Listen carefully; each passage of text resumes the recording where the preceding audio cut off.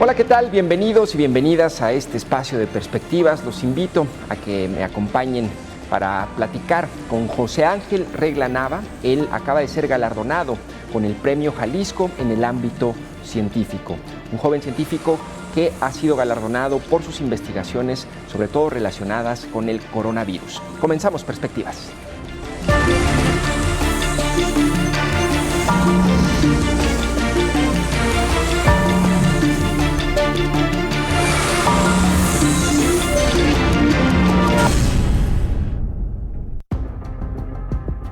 José Ángel Regla Nava es licenciado en Químico Farmacobiólogo por la Universidad de Guadalajara. Cursó su maestría y doctorado en Biología Molecular y Celular en la Universidad Autónoma de Madrid, en donde fue premiado por la mejor tesis doctoral del año. Durante toda su trayectoria científica, ha desarrollado proyectos de investigación de gran importancia en salud pública, aplicados en el área de epidemias y pandemias con los virus de carácter emergentes, dengue, Zika, SARS-CoV-1, SARS-CoV-2, causante del COVID-19, y recientemente del virus Monkeypox, causante de la viruela símica. Lleva más de 15 años trabajando con enfermedades emergentes y reemergentes causadas por virus. Durante su trayectoria ha participado en más de 60 congresos nacionales e internacionales. Es revisor de diversas revistas científicas y cuenta con un capítulo del libro relacionado al coronavirus SARS-CoV, en el libro Las enfermedades de la pobreza, publicado en 2011 por la Fundación BBVA. Este año fue reconocido con el Premio Jalisco 2023 en el ámbito científico.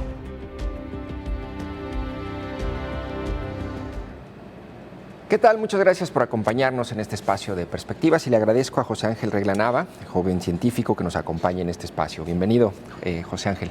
Hola, muchísimas gracias, Jonathan, y gracias por la invitación. Un gusto estar en tu programa. Bueno, José Ángel, oye, me gustaría un poco comenzar con una pregunta. ¿Tú cómo te defines? Es decir, ¿cómo te considero? ¿Eres un infectólogo, virólogo, científico así a secas? ¿O cuál es el término que utilizas para referirte a la trayectoria y a la profesión que ejerces? Sí, bueno, yo soy profesor e investigador, pertenezco al Sistema Nacional de Investigadores por parte del CONACYT y actualmente me desempeño como profesor investigador de tiempo completo en el Centro Universitario de Ciencias de la Salud y por mi formación me considero como doctor en virología. Doctor en virología. Oye, José Ángel, ¿tú de dónde eres? ¿De qué ciudad eres? Pues yo orgullosamente soy jalisciense, he nacido aquí en Jalisco. Sin embargo, por mi trayectoria académica tuve que emigrar a España y a Estados Unidos. Estuve 10 años fuera del país formándome académicamente, realizando maestría, doctorado y postdoctorado. Y nací en Guadalajara, Jalisco. ¿Sí? ¿En qué colonia? Pues yo nací en la colonia Jalisco. ¿En la colonia Jalisco? Sí, orgullosamente. ¿Sí?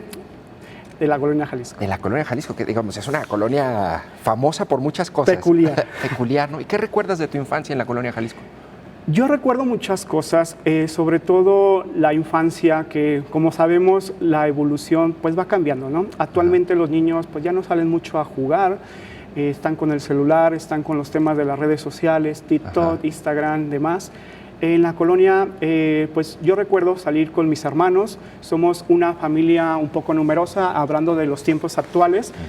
Tengo 4 hermanos y tengo también grandes amigos de la infancia, donde he recordado perfectamente jugar a los juegos que pues prácticamente ahora no los vemos, desde pues el uso de las escondidas, de las canicas, etcétera, ¿no? En las calles de la colonia Jalisco.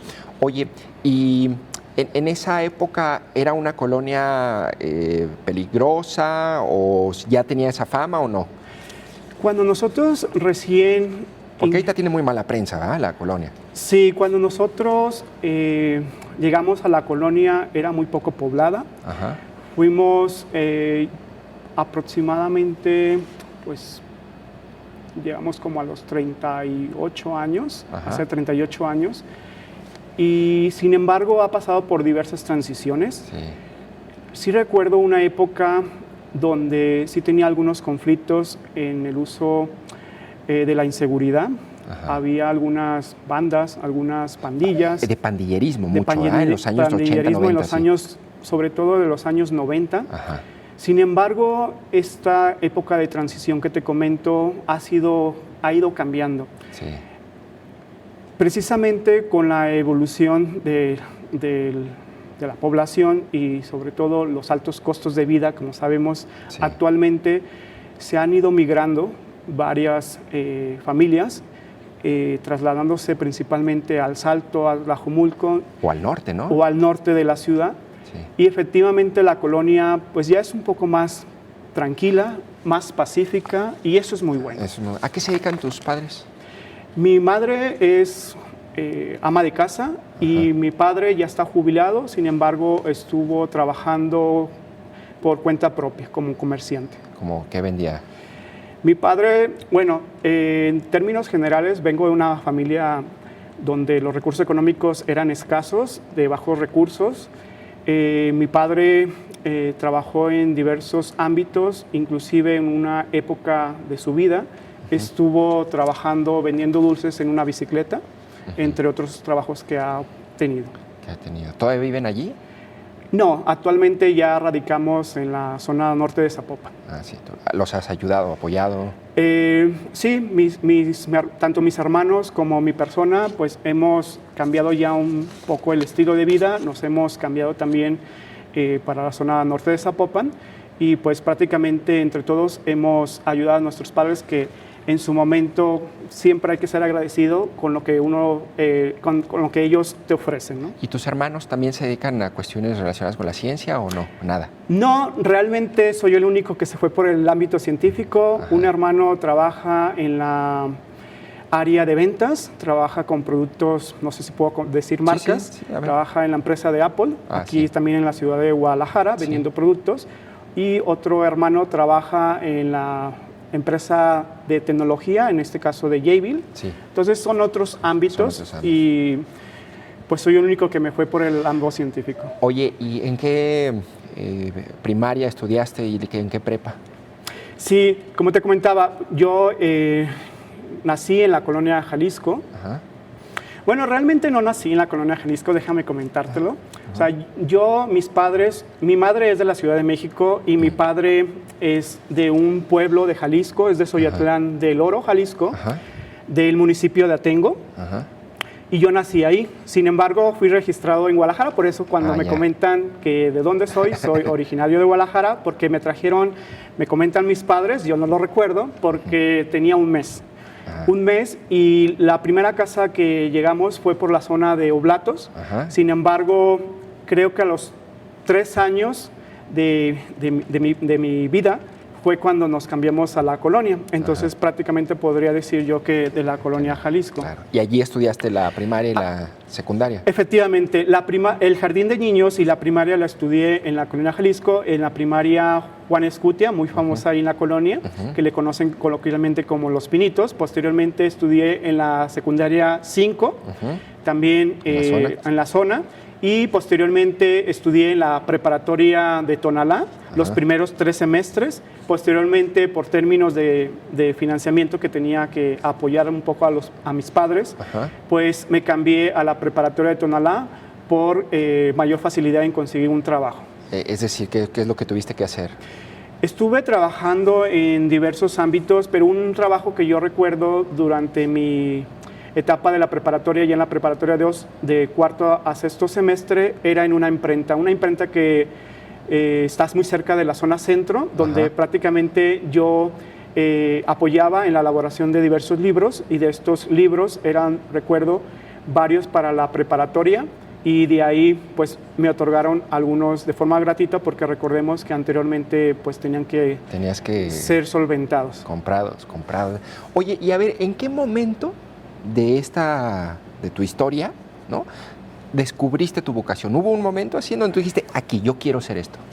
Sí, bueno, ha pasado por diversas etapas. Yo recuerdo la primera, que fue en la secundaria, precisamente. Yo tuve un profesor que ahora no recuerdo el nombre, pero es un profesor muy querido en la secundaria 5, probablemente ya esté jubilado.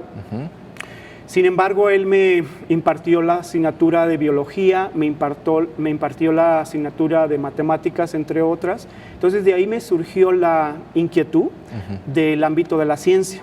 Todavía no sabía por qué ámbitos, si por la parte de biología, por la parte de medicina, por la parte de química.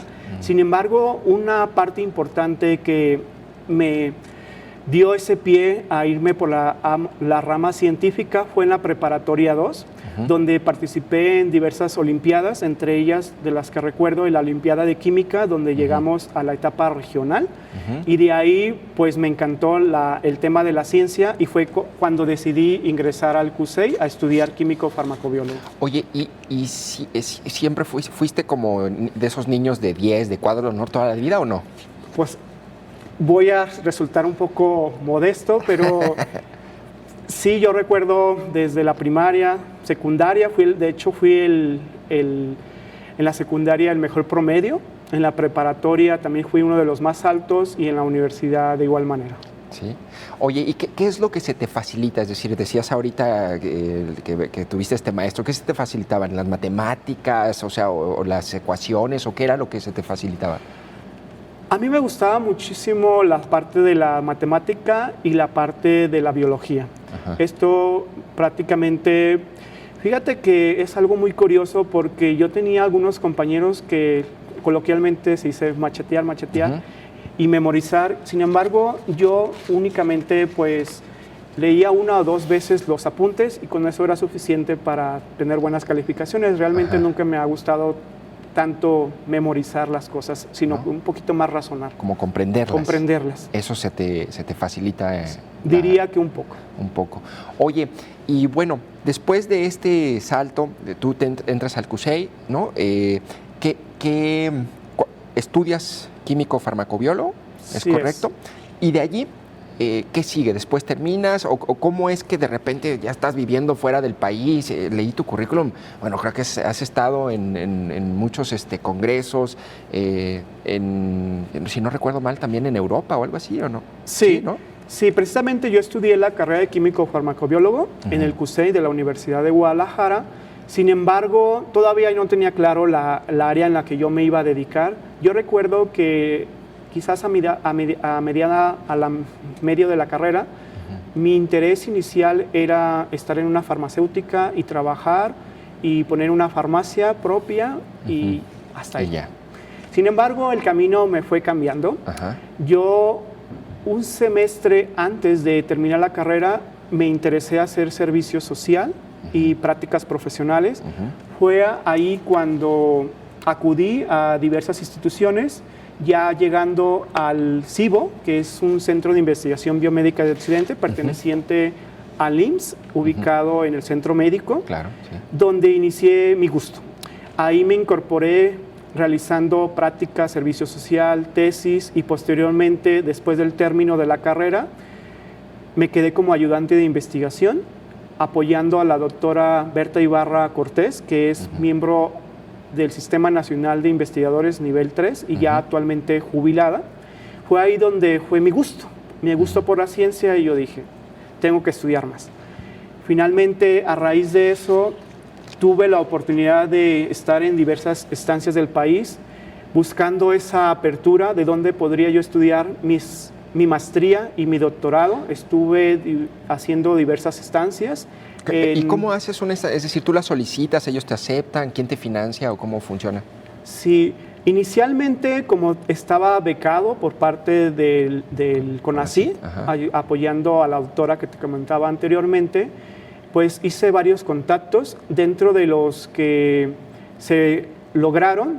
Obviamente, como tú comentas, hay que contactar a los investigadores, a las instituciones. No siempre se tiene una respuesta positiva, precisamente por del apoyo.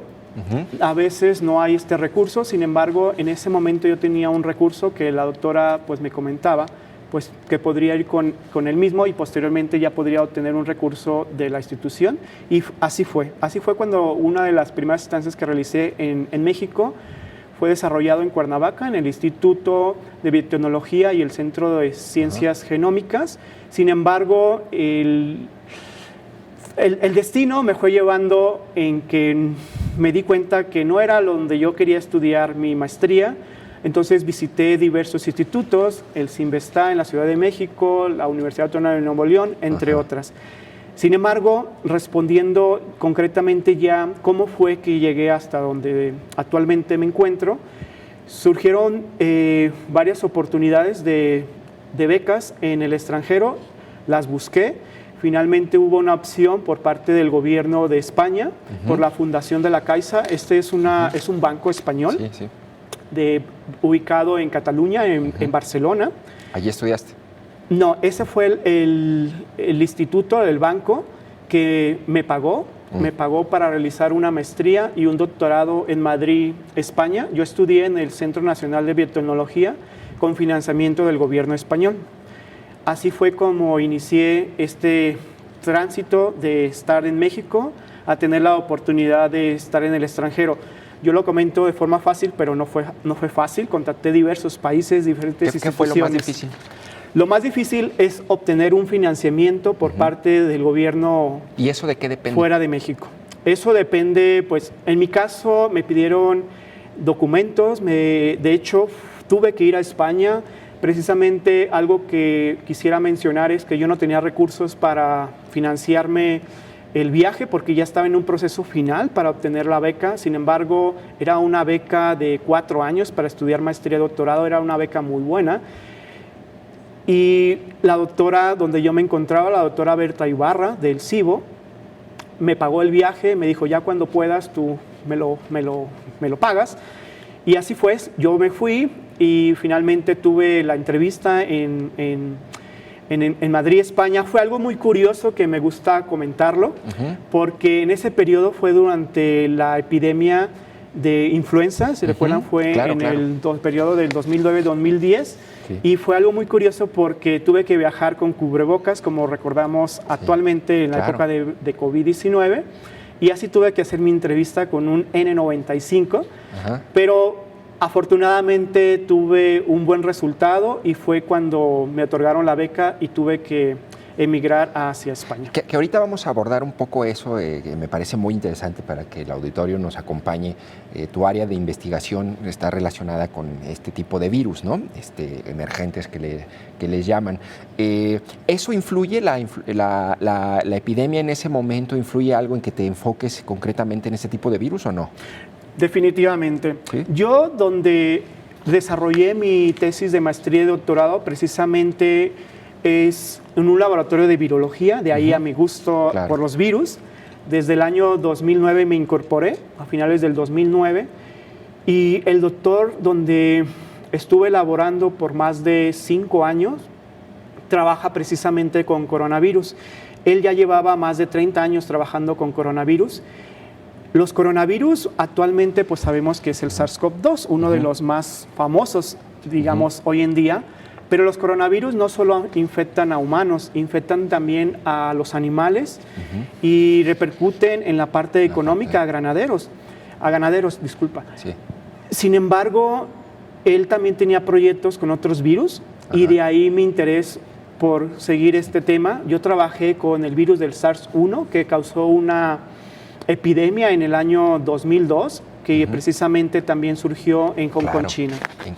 Oye, a ver, ahorita vamos a hablar de eso, es muy interesante, pero descríbeme cómo es un virus, por ejemplo, a diferencia de una bacteria, es decir, ¿qué es? ¿Tú cómo lo concibes, no? Si tuvieras que explicármelo así como con manzanitas. Sí, bueno, de forma muy sencilla, un virus es un microorganismo mucho más pequeño que una bacteria. Una bacteria lo podemos ver con microscopio óptico, un microscopio que cuentan las preparatorias en las universidades. Sin embargo, un virus es un ente más pequeño, donde normalmente estamos hablando de un tamaño de nanómetros o de micras, o sea, muy pequeño. Entonces, una característica de los virus es que necesitan de una célula huésped para replicarse. ¿Qué quiere decir esto? Que digamos que son virus que necesitan de una célula para poder sobrevivir.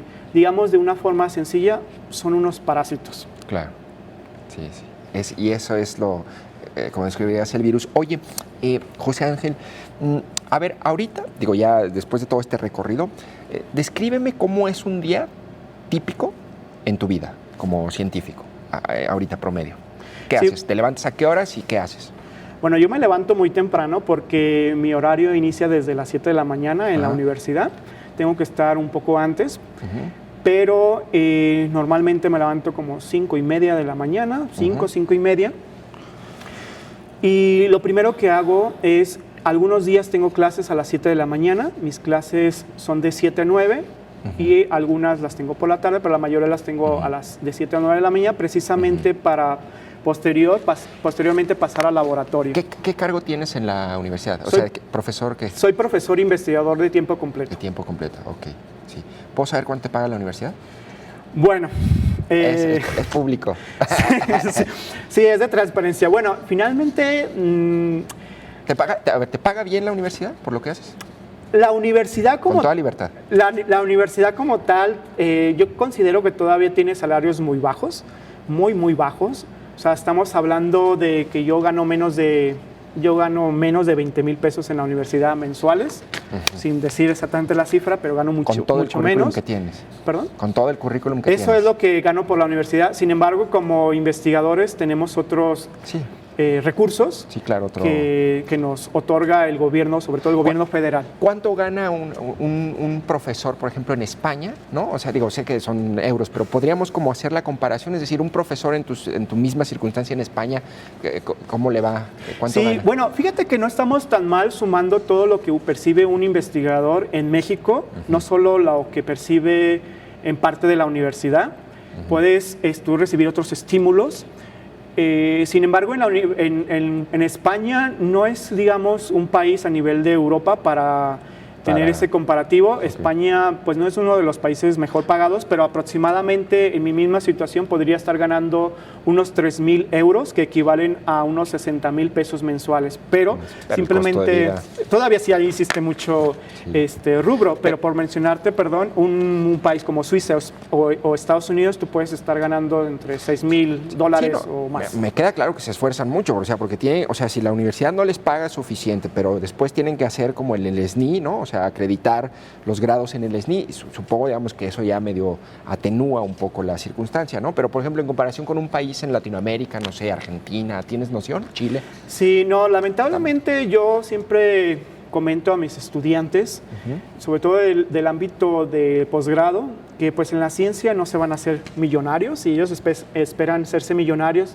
no es el sitio. Yo creo que alguien que está en ciencia tiene que apasionarle la ciencia y gustarle, porque sí lleva también una parte de frustración, porque recordemos que estamos trabajando en el laboratorio donde los experimentos no salen a la primera. Entonces, en la cuestión de monetaria sí es muy mal pagado. Hablando de Latinoamérica también estamos hablando, digamos, en dólares, entre $1,000, $2,000 mensuales en varios países de Latinoamérica. Te lo comento porque tengo personas que trabajan en Chile o en Argentina. Oye, y luego está esta otra beta, ¿no?, de los científicos en las universidades, que precisamente, no es que uno quiera que sean millonarios o les paguen los millones, pero digamos, un salario digno, suficiente para tener las comodidades y hacer, la investigación científica en un país, pues, digamos, debe ser bien pagada, pero luego están estas otras betas de las grandes transnacionales, ¿no?, que llegan y te dicen, te multiplico por 10 tu salario, vente para acá, pero aquí vamos a hacer negocio. ¿Esa tentación no la has tenido? Definitivamente sí. Yo que he tenido la oportunidad de estar más de 10 años en el extranjero, pues he tenido oportunidad de estar en otro ámbito. En España me iba muy bien con mi beca. En Estados Unidos, posteriormente, emigré a hacer una estancia postdoctoral. Estuve aproximadamente 6 años en San Diego, California, donde el salario de postdoctoral es muy bueno, sin embargo, es muchísimo mejor ya teniendo una posición. Yo sí tuve una tentación muy fuerte. Estando en Estados Unidos, había esa oportunidad de hacer esa transición de la investigación, no tanto en el área académica, sino en el área de la industria. Como sabemos, Estados Unidos, principalmente California, está Silicon Valley, está lleno de empresas farmacéuticas, tecnológicas, donde sí había varias oportunidades. Sin embargo, te podría comentar que yo tenía muy claro, desde que yo me fui a España, regresar a mi país y sobre todo regresar a mi estado, incorporarme a la Universidad de Guadalajara y muchos sí me gustaría ser claro, me comentan, no te regreses, ¿por qué te regresaste? ¿Qué haces aquí? Pero finalmente creo que en la Universidad de Guadalajara se puede lograr mucho y aparte también está la parte personal y familiar. Mis padres ya están mayores y pues también esa parte de la familia creo que considero muy importante. No todo en la vida es la parte económica. Bueno, pues bastante loable y pues gracias por elegir esta opción. Me parece que con tu currículum y tu trayectoria tienes mucho que aportar. ¿Te parece si vamos a un corte y regresamos para seguir platicando? Ahora sí, sobre el tema del coronavirus y un poco la divulgación científica. Claro que sí, Jonathan. Estamos con José Ángel Regla Nava. Él acaba de ser distinguido con el premio Jalisco en el ámbito científico. Vamos a un corte y regresamos con más.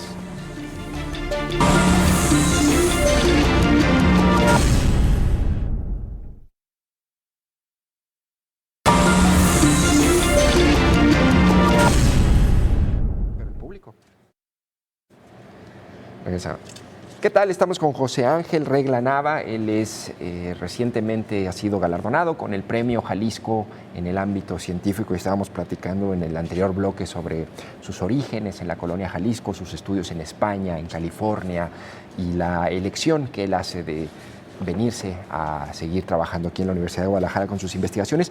Antes de pasar al tema que me interesa mucho, que son los coronavirus, ¿qué es lo que te gusta de lo que haces? ¿Podrías describir qué es esa partecita que te gusta, que te encanta de lo que haces? Mira, yo podría resumirlo en que cada día es diferente, no es una parte monótona.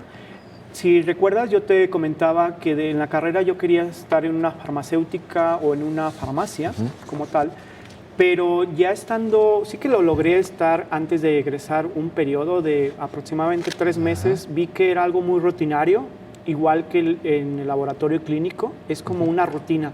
Sin embargo, en la parte de la investigación y en la parte de la docencia, siempre vas a tener nuevos alumnos cada semestre y aprendes muchos de ellos. Y también en la parte de la investigación, tú puedes, preguntarte varias preguntas de investigación y abordarla por diversas metodologías. Sabemos que tanto en la tecnología como en la ciencia va cambiando y por lo tanto, pues es una parte que te ayuda mucho a tener nuevo conocimiento día a día. Día a día. Oye, este premio, ¿no? ¿Qué significa para ti cuando te mencionan?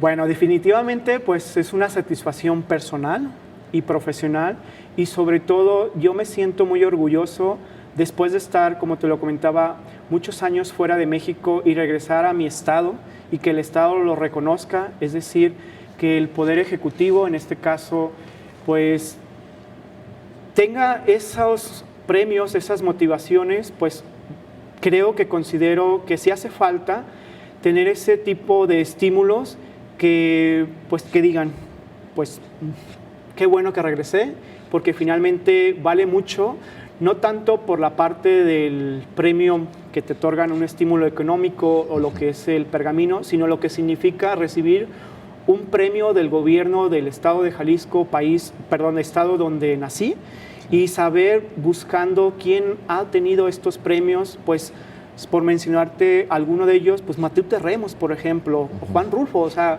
no me comparo con ellos son grandes personajes en nivel del estado, pero me siento muy orgulloso al recibirlo. Oye, ¿tú sabes cómo determinan o evalúan el galardón para entregarlo? Sí, tienen un consejo consultivo en el cual está conformado por diversas personalidades del ámbito del gobierno y también se apoyan de diversas instituciones dependiendo el ámbito, ya que estos premios se otorgan cada año, sin embargo son 8 categorías y dependiendo de la categoría son las personas que conforman este consejo consultivo. Oye,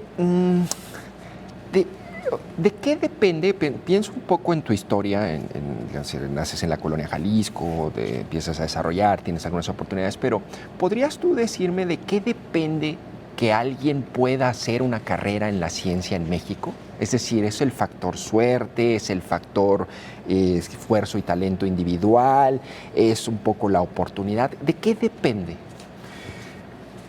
Bueno, es una pregunta bastante compleja. Sabemos que actualmente cada vez es más difícil tener oportunidades en todos los ámbitos, pero en el ámbito de la ciencia, como sabemos, tener una oportunidad, una plaza, sobre todo en universidades públicas, cada vez es más complejo. Entonces, yo diría que es una suma de todos los factores que tú comentas.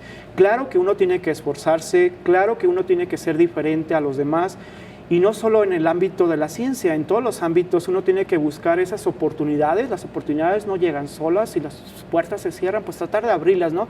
Pero ¿cómo se abre? Pues tratar de seguir trabajando día a día, y yo considero una de las partes que a mí me gusta mencionar es ser perseverante y no caerse. Claro que va a haber frustración en ocasiones. Yo recuerdo al inicio de cuando me iba a regresar del extranjero, pues sí llegué a un momento de frustrante por las circunstancias de que todavía no ingresaba a la universidad, que lo veía muy difícil.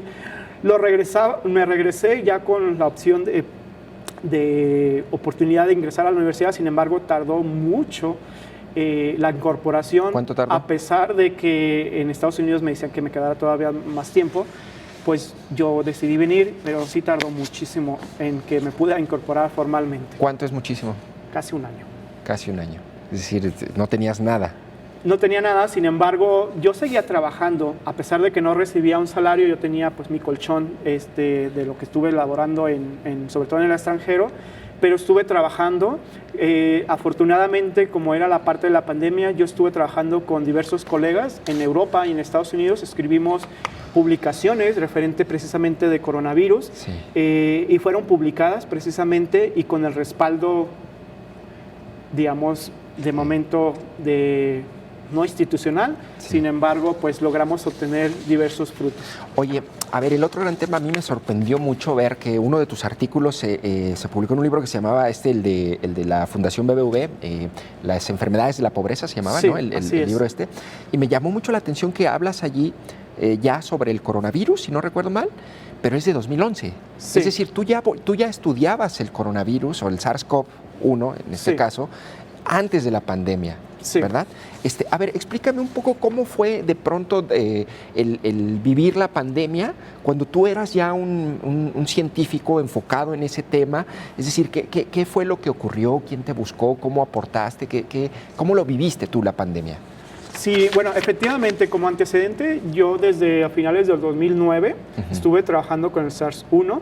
Tuve la fortuna de formarme con Luis Enjuanes, un doctor que lleva ya más de 30 años trabajando, como lo comentaba, y afortunadamente tuvimos una colaboración también con Stanley Perman, es un investigador que trabaja en la Universidad de Iowa en Estados Unidos, y él también lleva más de 30 años trabajando con el tema de coronavirus.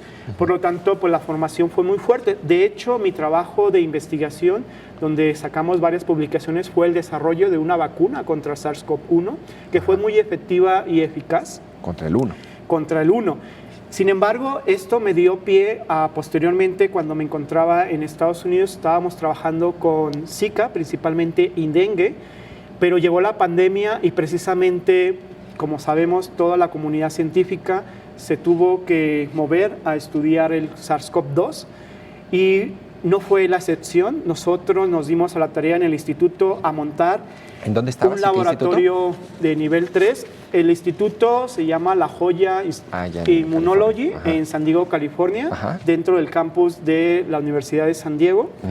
Rápidamente se montó un laboratorio para poder trabajar con el virus como tal, por la necesidad. Entonces, pues me tocó colaborar en montar este laboratorio y fui uno de los primeros, podría decirlo, en el mundo donde crecí el virus del SARS, no tanto para hacer el tema del diagnóstico, sino para estar trabajando directamente con el virus, precisamente con estas medio de protección como lo vemos en la tele, como tipo astronautas. Nos tocó pues estar trabajando con modelos animales para el desarrollo de vacunas. ¿A qué te refieres con que crecí?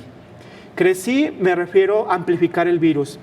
El virus se aísla y posteriormente se multiplica el virus, es decir, tener, digamos, de forma muy, muy sencilla y coloquial, de tener pocos virus a tener millones y millones de virus, y esto nos permite estudiar en el laboratorio a nivel de biología molecular, ingeniería genética, para manipularlo y diseñar prototipos de vacunas. ¿De cuántas eran esas jornadas? ¿De cuántas horas eran esas jornadas? Fue muy difícil al inicio, como sabemos, pues durante la etapa fuerte de la pandemia. Recordemos este distanciamiento social, sí. No podríamos estar varias personas de forma conjunta. Sin embargo, en la parte de la investigación, cómo lo hicimos, fue que en el instituto, en los institutos de investigación se trabajan los 365 días del año y tú puedes trabajar día y noche.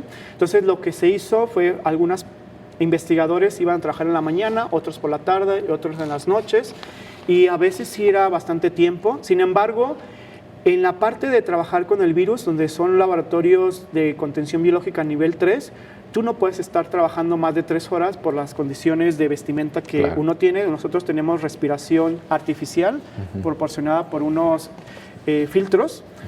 Y sí eran jornadas muy, muy largas, pero pues me siento muy orgulloso de poder haber puesto ese granito de arena, donde finalmente contribuimos a la estandarización de diversas técnicas y colaboramos con diversas instituciones a nivel internacional, porque sí nos contactaron, por mencionar alguno, desde Francia, Qatar, donde hicimos una colaboración multidisciplinaria, que esta es la parte que también me gusta de la ciencia, tener esa visión de interaccionar con varios investigadores. Oye, de este tema de la pandemia y el virus, el SARS-CoV-2, allí, ¿qué fue lo que hizo distinto a este virus, José Ángel? ¿Por qué yo pensaba un poco en su momento, digamos, y probablemente inocentemente, ¿no? De que yo decía, bueno, pues con tanta tecnología médica, con todos los avances, ¿por qué no pudimos reaccionar de una manera más eficaz ante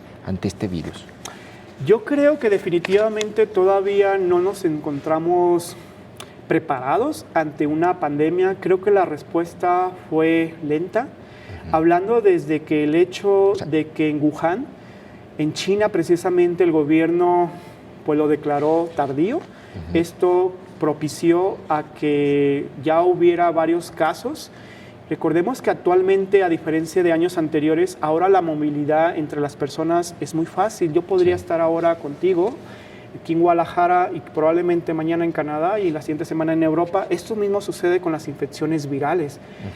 Basta con que una persona se infecte en un punto determinado del mundo para que en unos días ya se encuentre diseminado en el mismo continente o en otro continente. Entonces creo que hace falta mucho, sobre todo esta parte de concientización y financiamiento para poder controlar mejor las pandemias. Sin embargo, también una de las características biológicas del virus es que lo hace peculiar de por qué ocasionó una pandemia, es porque finalmente era un virus, por decirlo de una manera, silenciosa. No ocasionaba enfermedad en todos los casos. Recordemos que en la mayoría de los casos era asintomática, entonces claro. Una persona no sabía que estaba infectada y seguía propagando el virus. Entonces, creo que también es una parte fundamental que hay que considerar. Claro. Oye, en este caso, se me fue. El origen del virus. ¿Cuál es la versión más creíble del origen del virus? Sí, el origen del virus siempre va a ser polémico, ya ha sido polémica. Sí, precisamente porque se busca de que si es un virus creado en el laboratorio como arma biológica, entre otros temas, o para controlar X tema en cuestión político, pero fíjate, yo como científico y hablando de la parte científica, este es un virus zoonótico. Un virus zoonótico se refiere a que un virus es que la enfermedad es adquirida a través del contagio de un animal.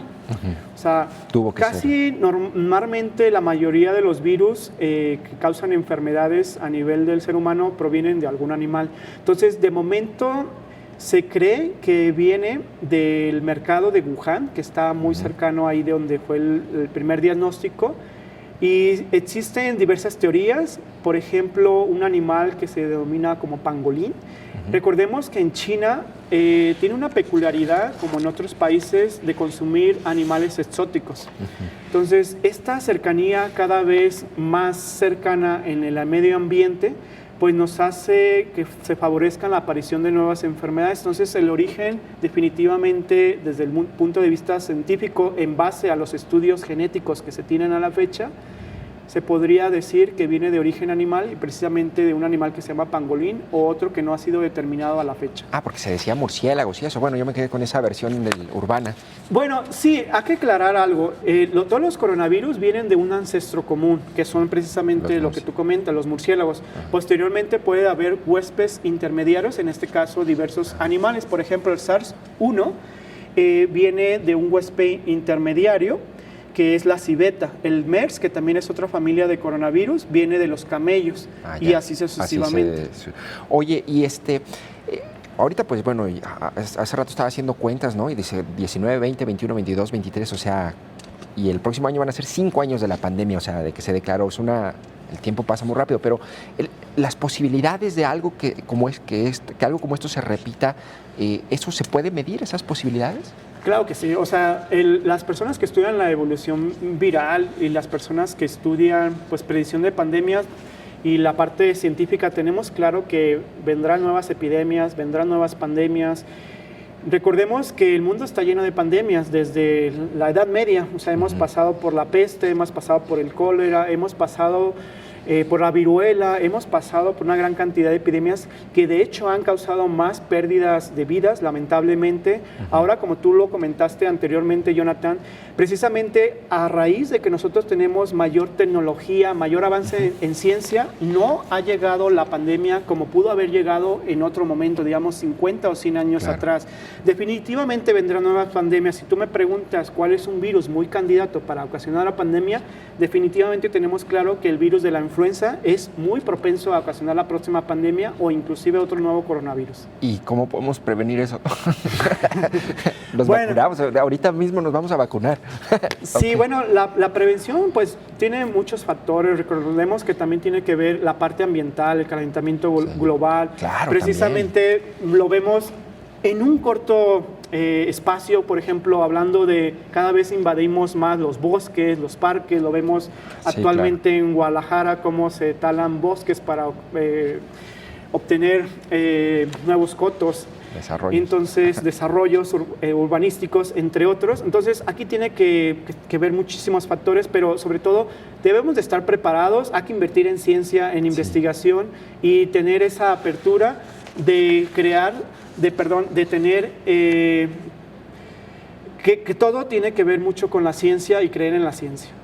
Claro. Mira, vamos a abordar ahorita ese tema, nada más tengo una última pregunta. Explícame cuál fue la proeza de la vacuna contra el coronavirus, o sea, cuál fue el avance que dimos en el tema de las vacunas de última generación. Con respecto al SARS-CoV-2. Sí, bueno, actualmente las nuevas vacunas que desarrollan, las compañías que normalmente, las 3 compañías que la manejan actualmente es Novavax, la compañía de Pfizer y la compañía de Moderna.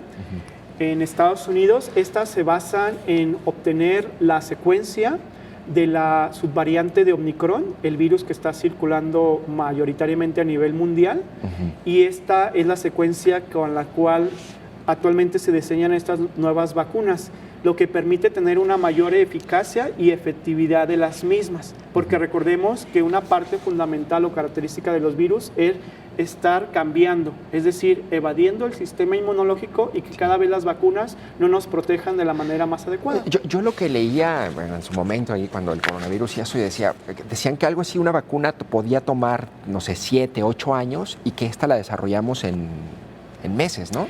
Sí. ¿Es cierto eso? Es cierto, y a raíz de eso, durante mi época de transición de esperar mi trabajo en la Universidad de Guadalajara, yo colaboré con investigadores de Estados Unidos y de Europa y precisamente coordiné una investigación para el desarrollo de vacunas en el caso de SARS-CoV-2 y lo publicamos en la revista de Pathogens en el año 2020-2021, no recuerdo exactamente la fecha.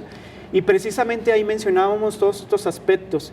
¿Cuáles fueron los motivos o razones por el cual nosotros tuvimos una vacuna para el coronavirus en menos de un año? Precisamente por lo que tú comentabas, nosotros ya teníamos bastante experiencias, no solo hablo de la parte de los coronavirólogos, sino de la parte de los investigadores, de las farmacéuticas. Se tenía gran conocimiento de lo que son los coronavirus, cómo había diversos prototipos para diseñar vacunas contra el SARS-1, para el MERS, para otros coronavirus humanos. Son otros 4 coronavirus que causan resfriados comunes, como el NL63, otros 4.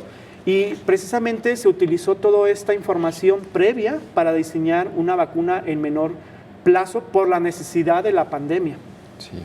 Oye, y otro papel que entiendo me comentaban te gusta ejercer es el de divulgador científico, ¿no?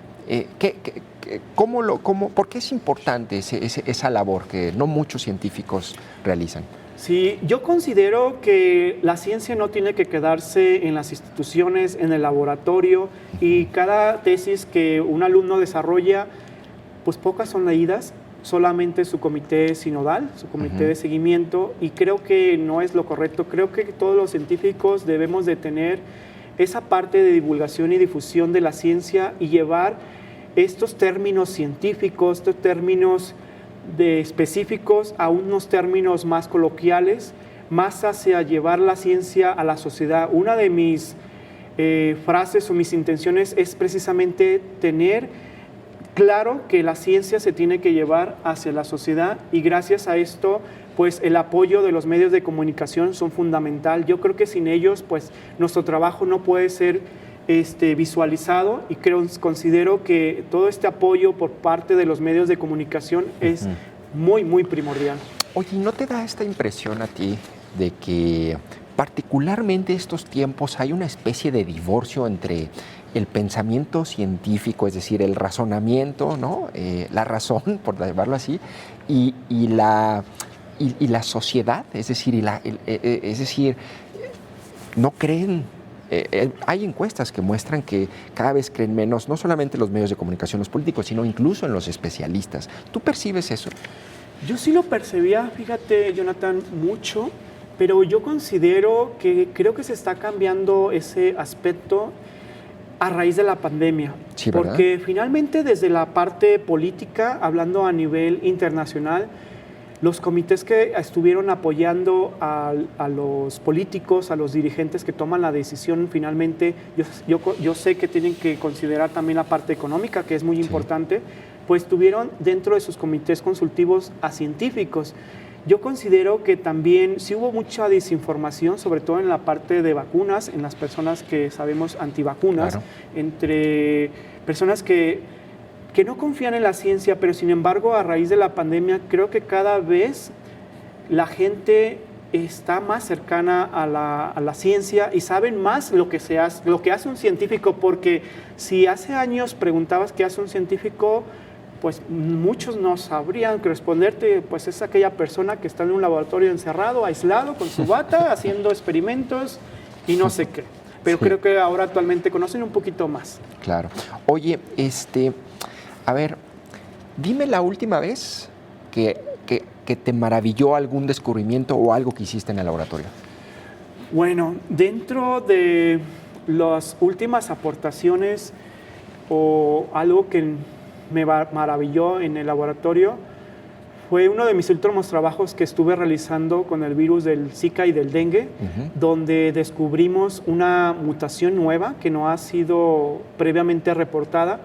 Y solamente para que se entienda de forma coloquial, un pequeño cambio en el material genético del virus hace que este virus sea más virulento, y esto me hizo reflexionar que somos muy susceptibles como personas, porque estamos hablando de que un virus es una partícula muy pequeña que no es visible. Sin embargo, dentro de esa partícula pequeña, dentro de su material genético, un solo cambio haga que nos pueda infectar, inclusive llevarnos al fallecimiento, pues me parece muy sorprendente. Entonces, este hallazgo considero que fue uno de los resultados más prometedores que he obtenido. Sí. Oye, ¿eres un hombre religioso? Sí. ¿Tú crees en Dios? Sí. Sí, crees en Dios. sí, sí, está bien. Oye, cierro la entrevista con una última pregunta. ¿Cuáles son qué sigue en tu carrera científica, en tus proyectos? ¿Qué tienes más adelante en puertas? Sí, bueno, definitivamente seguir trabajando en otros proyectos, seguir trabajando en enfermedades emergentes y reemergentes causadas por virus. Tengo varios objetivos en puerta. Uno de ellos es incorporarme a la Academia Mexicana de Ciencias. Eso lo tengo en puerta. Y dentro de otros proyectos que me gustaría tocar es trabajar con el virus del dengue en población del estado de Jalisco y aportar ese granito de arena en la parte epidemiológica de este virus y continuar obviamente trabajando con el coronavirus. Bueno, pues te agradezco muchísimo, José Ángel Regla Nava, Premio Jalisco en el ámbito científico, y gracias sobre todo por no haberte ido a ganar los miles de dólares a una transnacional que hace negocio y por regresar a tu ciudad, a tu universidad, a aportar a tu sociedad. Muchísimas gracias a ti, Jonathan. José Ángel Regla Nava, Premio Jalisco en el ámbito científico, platicamos con él. Muchas gracias a usted por habernos sintonizado y gracias por haber estado en este espacio, José Ángel. Nos vemos y nos escuchamos en la próxima emisión de Perspectivas.